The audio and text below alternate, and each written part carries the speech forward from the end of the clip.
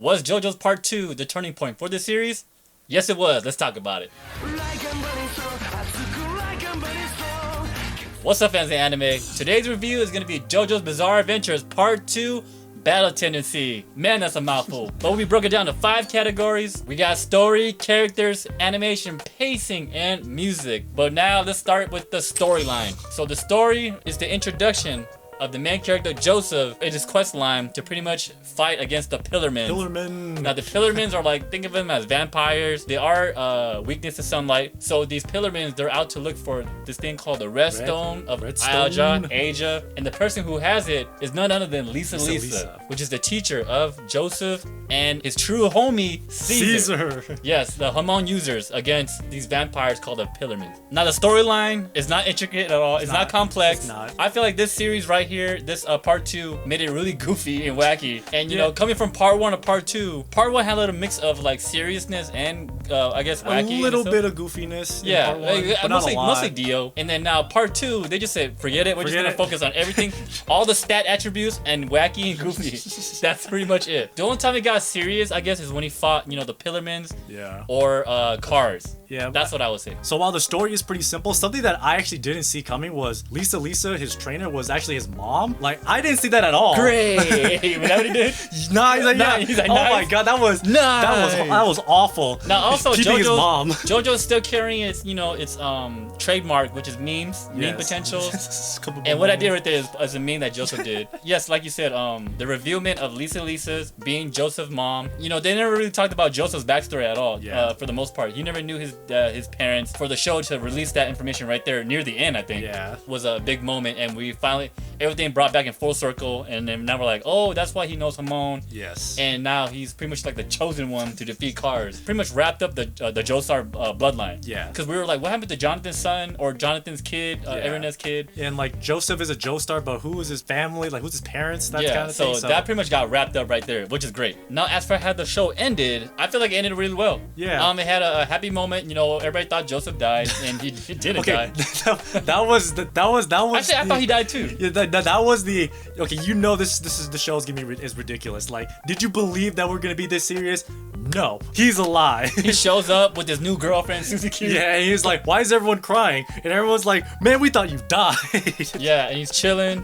They just did like a quick montage, small thing, of what people did, and that's great. So I feel like the ending for JoJo was done really well. Yeah, they also tied up loose ends. Like the mask was the catalyst for everything bad to happen, and they broke it. They actually broke it this time around. Yeah. So that's enough about the story. Let's get into the characters, and let's start with my main man, Joseph Joestar. Now, I loved this character. When I watched part 1, I thought Jonathan was a pretty average character, but then when I saw Joseph, I'm like, okay, this is the turning point. This is a guy of the series. He is a guy. He's the character. Like, this was really a test to see if you would like this particular season, because he represented everything that part 2 is going to be, which is goofy and wacky. Yeah, and full of like, I guess, personality. Yeah, personality. Like wildness. I mean, like, who else just straight up pulls out a Tommy gun? Yeah. Like, or Hamon a Coke bottle. Hamon a Coke bottle. Like, that is the pinnacle of what part 2 actually is. Or run away. As much as we talk about it and we're praising him, I am actually on the opposite end. How dare you? I like JoJo. I like Joseph going in for like the first 3 episodes, and then I got tired of it. Yeah, I got played out, right? Yeah, to me anyways, because when there was like serious moments when I feel like it was serious, he wasn't serious. He wasn't serious. And I felt like that kind of destroyed the mood for me anyways. And I guess when watching part 2, I was expecting something different. I was expecting like a seriousness / wacky kind of like part 1, but it wasn't. It was just goofiness all the way. Now the part where they did get serious, I was like, okay, good. When he fought Cars, he was actually serious. Yes. And I was like, okay, good. He's not. Well. But I mean, he still ran away. Near the end. I'm talking about near the end. The volcano. On the volcano. Okay, yeah, I'm talking about that part right there. He was actually serious, which is where he needed to be serious. Yeah, he needed to be. He had to. But for the most part, he wasn't. And I just felt like I was like, oh my god, this guy's like hiding. This guy's playing dead. It's just not for me. Now Caesar, which is his homie, his buddy, Joseph's buddy. I actually like this character a lot. The shining moment was his sacrifice against Wamuu to give his last strength to Joseph. Yeah, and I thought that was the final bubble to that was Joseph. kind of to carry on his sad actually. spirit. He was like losing. He was like JoJo, and then he gave his bandana. Yeah, the scarf. Joseph Oh, gets the scarf? The, I'm Joseph sorry, gets yeah. the scarf now. I'm like, damn, let's go. Yeah, and he got his drip too. He became like a what is it? Because I don't think Joseph wear like just like a tank top, right? He didn't. No, he just wore a tank top, but I think originally he wore like a jacket. Yeah, until he got the power from Caesar, and then he got Caesar's Yeah, drip. he got his. He got his swag. That's Yeah. I don't know if that's the case. I just making some. I'm pretty sure that's what happened. I just feel like Caesar as a character, he's supposed to be the opposite of Joseph. And Joseph is the really unserious, the really goofy person.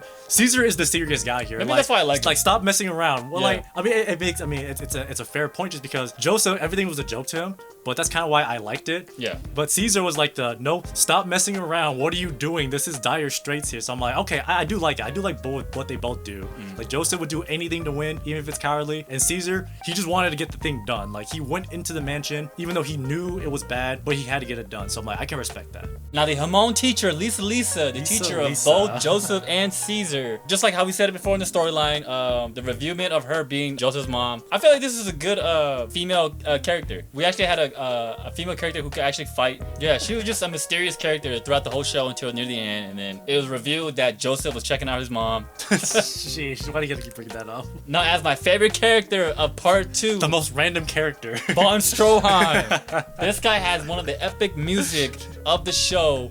He has the greatest entrance of the show every time. It's crazy to think that one of your favorite characters from this is a Nazi. Yes, he has German technology. As he calls it, he cannot die. You cannot kill this man. I actually didn't think this character was gonna be one of the main characters in the show. He was kind of like on the bad guys team. He just did something good for Joseph, right? He realized that only Joseph with his Hamon can defeat the Pillarmen, so he sacrificed his life to he protect did him. grenade, right? Yeah, because he was getting taken over by another villain, Sanviento. Yeah. And he's like, Santana, you know what? yeah. He's like, I'm getting taken over, so I'm gonna grenade myself to like potentially help you out and tell you what you need to do now. Yeah, and I thought he died, but he came back. He came back. German technology, you know, Plot armor. as the memes go. Now, as for the villains, obviously, one of the good main villains is right here, Cars. Obviously, we got the other Pillarmens. We got Wamuu, AC/DC, Sanviento, Santana. But Cars was the long-haired, beautiful man that he is. Fabulous Luscious looking hair. man. He could, what is it? He creates blades of light. He could touch nature and also manipulate nature at the same time, like the little bunnies. The little rabbit. Yeah, that he's a went crazy. druid. He was a druid. That's what Yeah. we said. He was a druid. But yes, he could also create blade. I thought that was cool. His blade swords or whatever it was. Yes. Now, when Card got his ultimate powers, I thought Joseph cannot beat this guy. I was like, this is impossible. I mean, yeah, it is impossible. He pretty much he does everything. He did everything because He was manipulating everything, dude. I was like, yeah, what the heck? and he also had Hamon. Like, because he was now immune to the sun, he was actually able to create Hamon himself. So it was like, well, Joseph, he's done. Like, there's nothing he can do anymore. Until that man, Von Stroheim. Von Stroheim showed up. Yeah, with saved the his German ass. technology. And then only through the sheer power of plot armor and the volcano that he was able to send cars into space, and that's where he lives. Yeah. He's not even dead. He's just in floating space. around Yeah. space, and they say he never came back. But you know, if Well, the author wants him never to come came back, back. he can come back. If they want to bring him back in Steel Ball Run, JoJo line, and I the don't know. future stuff, That's a different timeline. that'd be hilarious. So we skimmed over him, but one villain that I wanted to talk about is Wamuu. I mean, he is the one who killed Caesar, but he also respected Caesar's wish because Wamuu is an honorable fighter. He would only one-on-one Caesar, and then he let his dying wish go through. Wamuu, I respected his warrior mentality. And one thing before we move on, Wamuu.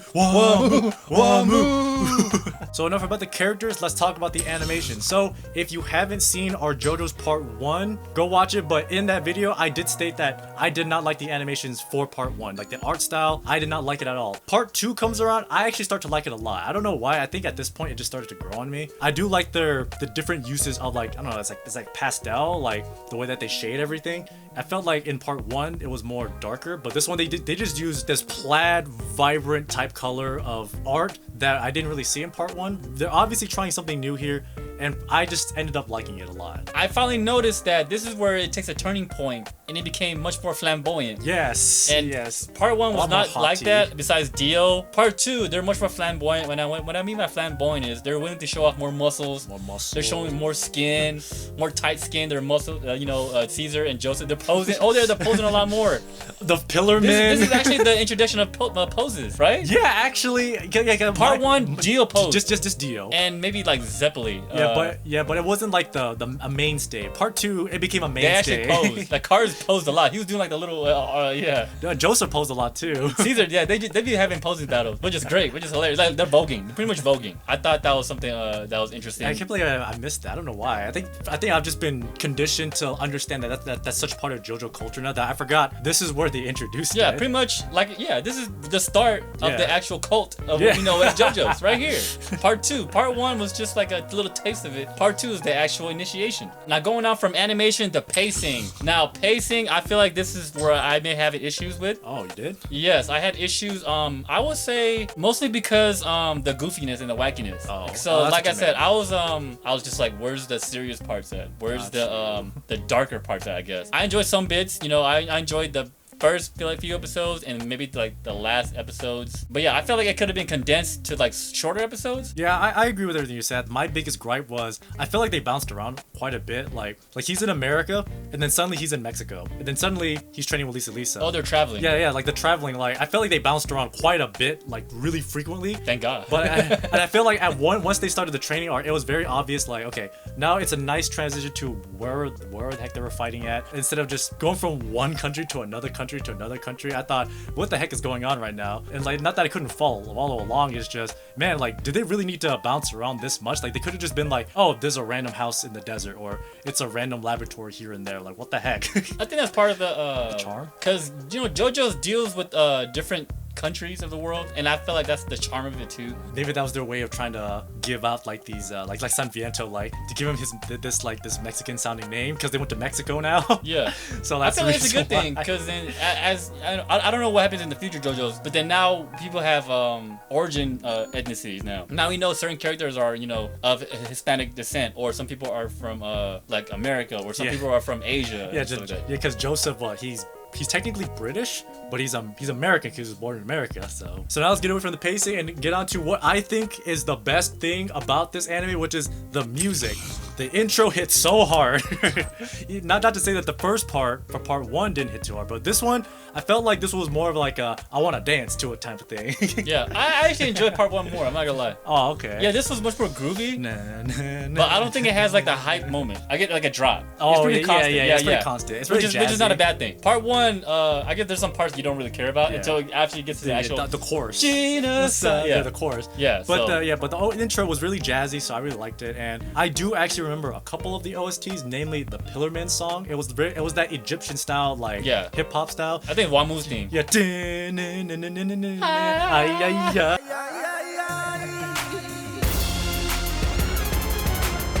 Yeah, that song. Like, I remember that song. I thought that was great. Yeah, and also Von Stroheim.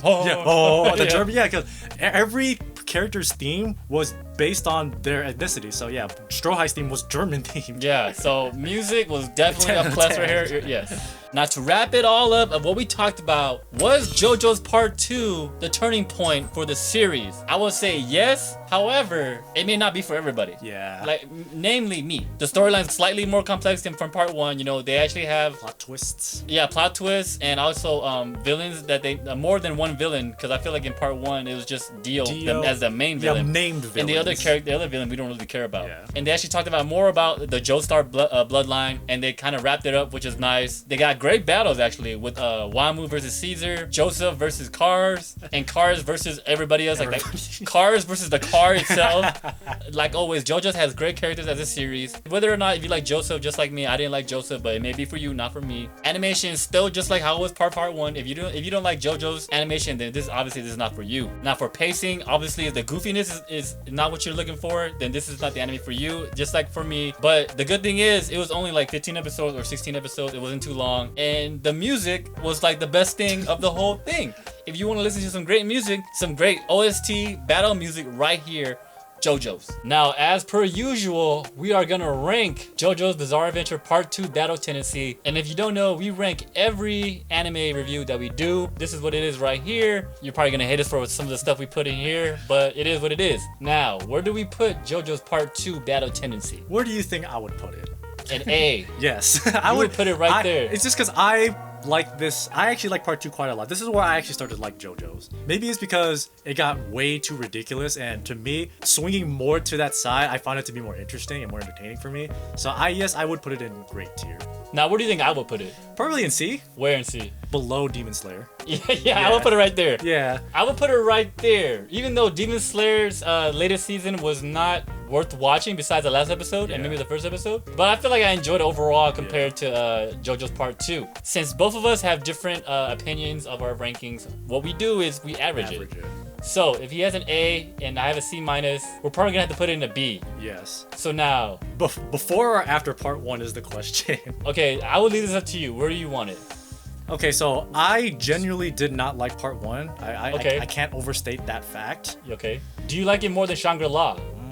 I don't. I like Shangri-La more. I don't know. For some reason, like, okay, so. Oh, yeah, actually, you put it here, so you like it more than everything. You like it more than Mushoku Tensei? No, I would have put. Okay, I would have. Oh, if you didn't watch it, I would have put Mushoku Tensei in A tier. Yeah. I would also put that in A tier, but we had to average it out. So. Okay. I guess the one we both agreed on was Shangri-La. Yeah. So would you? So would it be before or after Shangri-La? So now, the more left it is, the better it is in our ranking system. I actually would prefer JoJo's over Shangri-La. Oh, so you put it right here? Yes, just because. Wow. For some reason, like your gripes in JoJo's was my gripes in Shangri-La. I felt like the times that they decided they wanted to be goofy in Shangri-La, I did not want it to be goofy. But for some reason, when I watched JoJo's, I think I was just so. You accepted it. Right? Yeah, I accepted it. I think I was just so mind broken by that point that I just enjoyed it, and I didn't really care that he was being stupid all the time. Yeah. So maybe that's why I enjoyed it more than I would Shangri-La from tier. I guess I don't mind it being right here because you have a strong affinity for part 2. Yeah. So I guess to average it out, we are gonna put JoJo's Part 2 Battle Tendency right here, which is kind of like a B minus, worth the watch. And there you have it. That is our JoJo's Bizarre Adventures Part 2 Battle Tendency review. Let us know down in the comments below about what y'all think, man. Do you agree? Do you disagree? Should Battle Tendency be higher? Should it be lower than Phantom Blood? Am I crazy for not liking Battle Tendency as much as everybody else, especially Joseph, the memester? Anyways, check out our channel for other anime reviews, discussions, and also quizzes that we would do. Until next time, thank y'all for watching.